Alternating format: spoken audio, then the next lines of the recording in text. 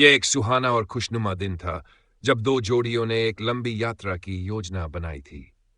उन्होंने एक दूर दराज के कॉटेज को किराए पर लिया था जहां वे कुछ दिन बिताना चाहते थे।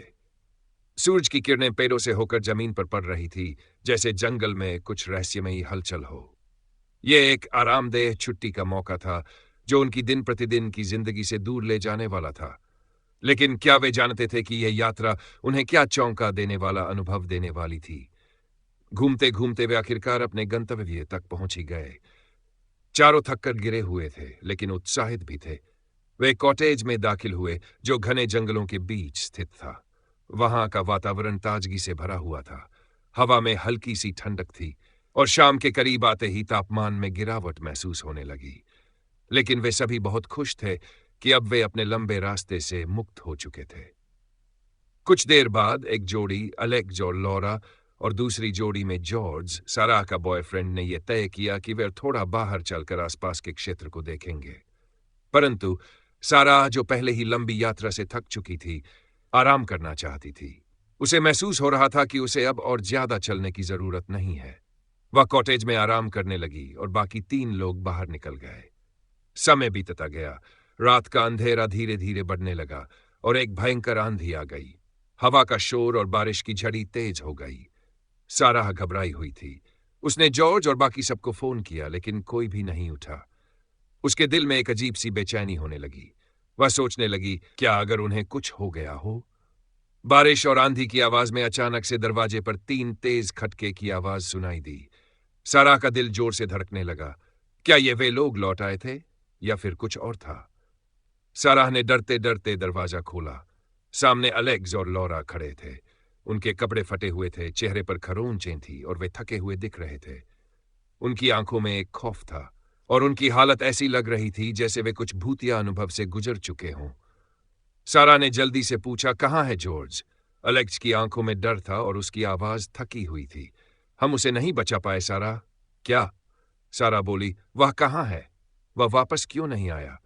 लॉरा बुरी तरह कांपती हुई बोली, हमने बहुत कोशिश की लेकिन वह वहां कहीं खो गया। हम नहीं ढूंढ पाए। सारा का दिल जोर से धड़कने लगा।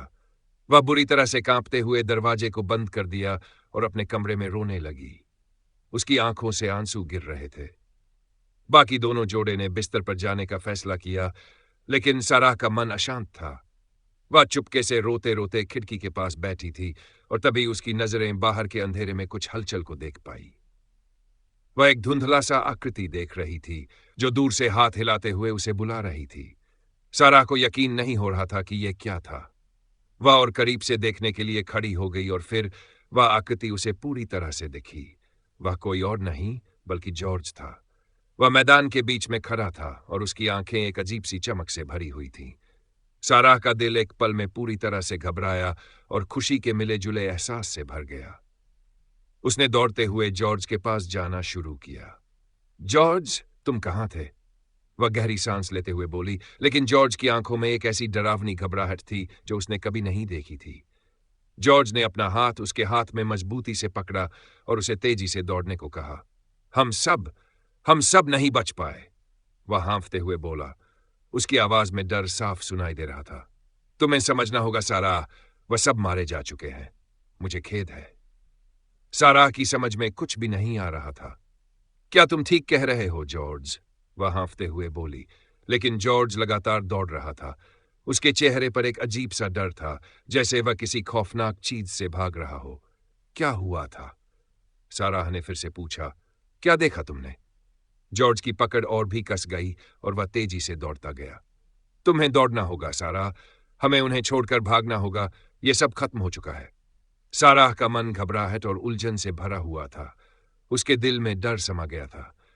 फिर भी वह जॉर्ज के साथ दौड़ती रही क्योंकि वह उसे नहीं छोड़ना चाहती थी।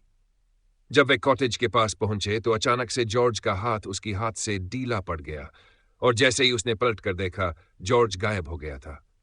सारा हैरान और बेमतलब सी स्थिति में खड़ी रह गई। क्या यह सब सच था? क्या वह सचमुच जॉर्ज से मिल रही थी या फिर यह उसकी खौफनाक कल्पना थी?